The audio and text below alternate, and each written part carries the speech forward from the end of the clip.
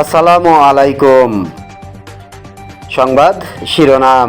রাষ্ট্র কাঠামো মেরামতের ৩১ দফা বাস্তবায়নের লক্ষ্যে কুষ্টিয়ায় লিফলেট বিতরণ, পথসভা ও র্যালি অনুষ্ঠিত হয়।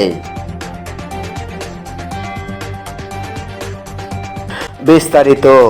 রবিবার ২রা নভেম্বর ২০২৫ বেলা ১২টার সময় কুষ্টিয়া জেলা বিএনপির অঙ্গ সংগঠনের নেতাকর্মীরা বহর নিয়ে কুষ্টিয়া পৌরসভা চত্বরে জড়ো হতে থাকেন।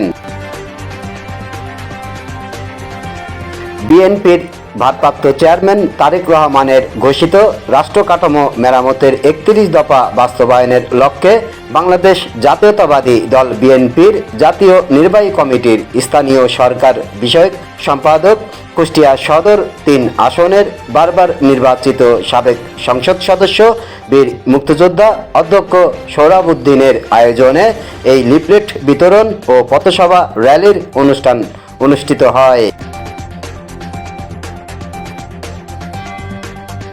এই কর্মসূচির নেতৃত্ব দেন আয়োজনের প্রধান অতিথি বীর মুক্তিযোদ্ধা সোহরাব উদ্দিন।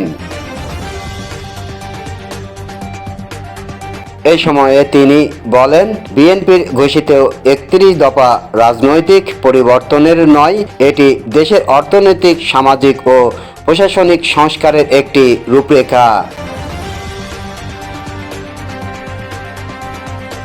তিনি আরও বলেন, ধানের শীষের পক্ষে জনসমর্থন বৃদ্ধির লক্ষ্যে বিভিন্ন বাজার, পাড়া মহল্লা ও গ্রামের সাধারণ মানুষের সঙ্গে সরাসরি কথা বলেন এবং বিএনপির ঘোষিত রাষ্ট্র কাঠামো সংস্কারের ৩১ দফা কর্মসূচির গুরুত্ব তুলে ধরেন।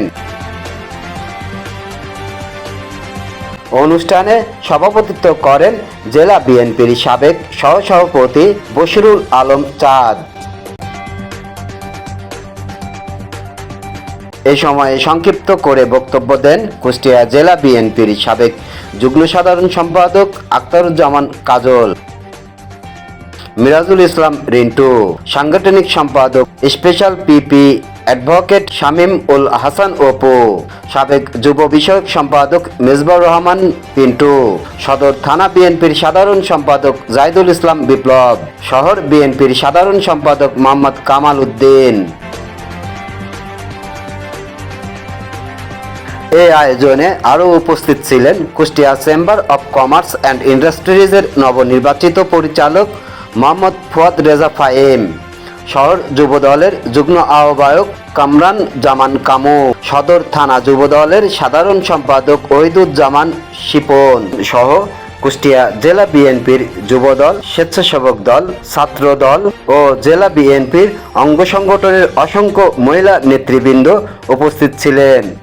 আলোচনা সভা শেষে কুষ্টিয়া পৌর চত্বর থেকে এক বর্ণাঢ্য র্যালি বের হয়ে শহরের প্রধান প্রধান সড়কে লিফলেট বিতরণ, পথসভা ও কুষ্টিয়া বড়বাজার রেলগেটে এসে তা শেষ হয়।